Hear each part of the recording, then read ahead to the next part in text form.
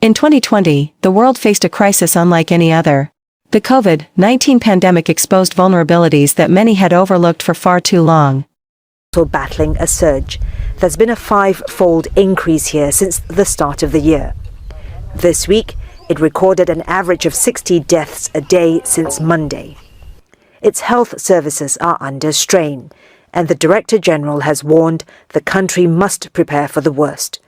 The pandemic underlined a harsh reality: the failure to adequately prepare for public health emergencies. Health systems across the globe buckled under pressure, leading to unnecessary loss of life.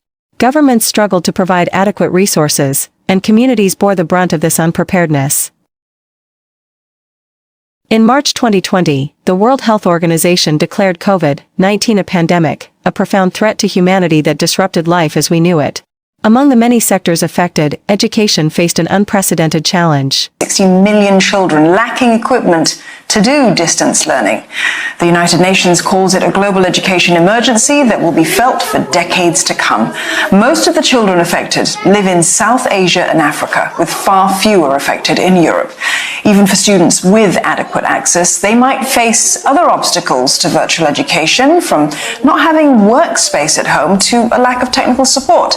The UN report is based on data from about 100 countries measuring public access to the internet, television and radio. The United States and Canada were not included. To curb the spread of the virus, schools and universities around the globe were forced to shut down. Overnight, students and educators transitioned to online learning, a rapid shift that served as an emergency measure rather than a permanent solution. This sudden transition exposed numerous challenges: unequal access to technology, lack of preparedness, and the emotional toll on students and educators alike. The COVID-19 pandemic has seriously impacted the Malaysian economy. On 24th of January 2020, the first case of COVID-19 was detected in Malaysia. There are a total of 22 cases being detected, and 12 cases had traveled to affected countries and regions, 8 cases due to close contacts, and 2 cases from a humanitarian mission. World Health Organization, 2020. The impacts of COVID-19 on Malaysia's economy can be seen by a high unemployment rate and depreciation in Malaysian ringgit against USD. In 2019, the unemployment rate of Malaysia is 3.3%, which means there are 508,200 individuals unemployed. The COVID-19 pandemic has seriously impacted the Malaysian economy. This can be shown by comparing the unemployment rate in Malaysia. In January 2020, the unemployment rate is 3.2%, but there is a continuous increase in the unemployment rate until May 2020, and it reaches 5.3%. This is shown in Figure 1 below. This is not a good phenomenon because there is a negative trend in the labor demand, Shankar 2020. On the other hand, the relative level of economic health can be determined by the foreign exchange rate. This is because the foreign exchange rate plays a fundamental role in a country's level of trade.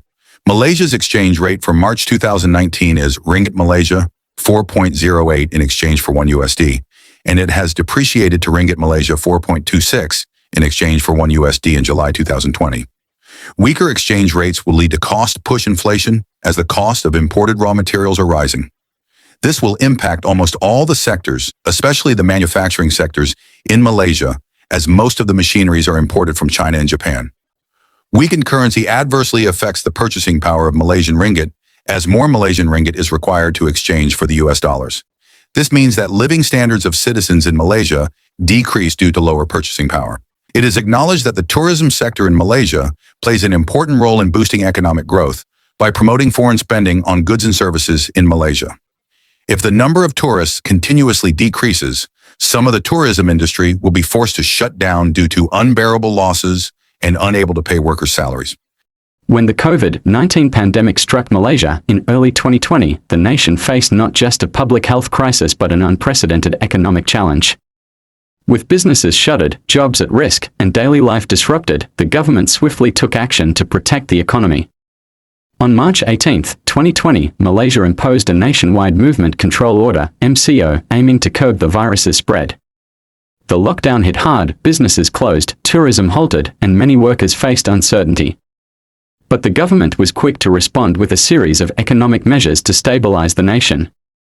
The first major step was the Perhatian Economic Stimulus Package, unveiled in March 2020. This 250 billion ringgit package was designed to safeguard jobs, assist businesses, and provide financial relief for individuals affected by the pandemic. Direct cash transfers, wage subsidies for businesses, and loan moratoriums were implemented to help Malaysians stay afloat. For businesses, tax deferrals and grants were provided to ensure survival during the most challenging months. As the pandemic dragged on, Malaysia launched subsequent stimulus packages, totaling more than 530 billion ringgit by mid-2021. These aim to support economic recovery, especially in key sectors like tourism, retail, and manufacturing. Digitalization became a focus. The government promoted e-commerce and digital payment systems, allowing businesses to pivot to online sales. The Penjana and Kerjasama packages incentivized businesses to adopt new technologies, ensuring that Malaysia stayed competitive in a changing global economy. As vaccinations rolled out, Malaysia's economy began its recovery. However, the challenges continued. The government introduced the Pemakasa and Pemakasa Plus packages to bolster the economy while focusing on economic recovery post-lockdown, including further support for SMEs, the hardest hit during the crisis. The National Economic Recovery Plan, Penjana, is an implementation plan to revive the economy of this country, which has been adversely affected by the COVID-19 global pandemic. Immediate and proactive measures need to be formulated to protect the citizens, give support to businesses, and strengthen the economy in the face of this ongoing crisis. Malaysia issued RM35 billion on the 9th of June, 2020. This stimulus package provides an array of tax incentives, financial support for businesses, and wage subsidies. Penjana's four main goals are providing jobs and reducing unemployment, ensuring capability and providing liquidity, digitalization and operating in new norms, increasing the confidence of consumers and investors. Some of the measures issued in Penjana include new tax incentives. Penjana provides a variety of new and enhanced tax incentives, ranging from tax exemptions and deductions for the manufacturing sector as well as the establishment of new businesses. Second, hiring of local workers. The stimulus package provides incentives to encourage local companies to hire the unemployed. Graduates and school leavers can receive 600 ringgit per month for apprenticeships for up to 6 months. Businesses hiring an employee below the age of 40 will receive 800 ringgit for up to 6 months and 1,000 ringgit for hiring an employee above the age of 40 or a person with a disability. Reskilling and upskilling programs. Some 2 billion ringgit in funding has been allocated to help with the reskilling of graduates and the unemployed. The funds will go towards optimizing short courses in local universities and training programs provided by government agencies. Fourth, assistance to the most vulnerable in the community. The package will provide 108 million to help the most vulnerable members of society. A one-off 300 ringgit payment will be given to 190,000 registered disabled person, 150,000 single mother, and 2,000 volunteer home help services. Fifth, more assistance for businesses. In addition to tax incentives, the stimulus package provides financing measures and subsidies for businesses in the country. Okay, today we are with my doctor. Okay, doctor, what do you think about COVID-19 and its threat to Malaysia? Okay. Can you give your opinion? Okay, thank you. For my opinion, COVID-19 dia melanda negara kita, memang kita tak jangka lah. Kita tak jangka, kemudian dia effect beberapa sektor, antaranya sektor manufacturing, education, aviation. So sebab keterbatasan untuk pergerakan kan, kita tak boleh bergerak. Tapi walau bagaimanapun, Alhamdulillah Malaysia menjalankan langkah-langkah yang terbaik lah. Antaranya memberi bantuan ketika bantuan ekonomi kepada sara diri, kepada keluarga dan sebagainya, kepada bisnes untuk grow up.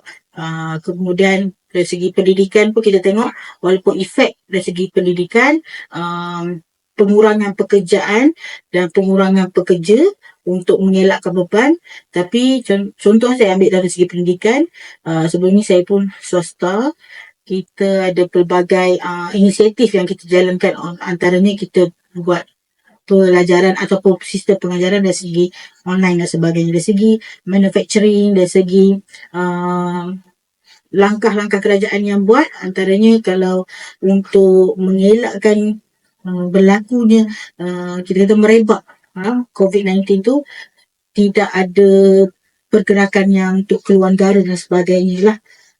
Tu saya rasa tindakan pantas oleh negara, Alhamdulillah mampu membuat Malaysia ni bertahan.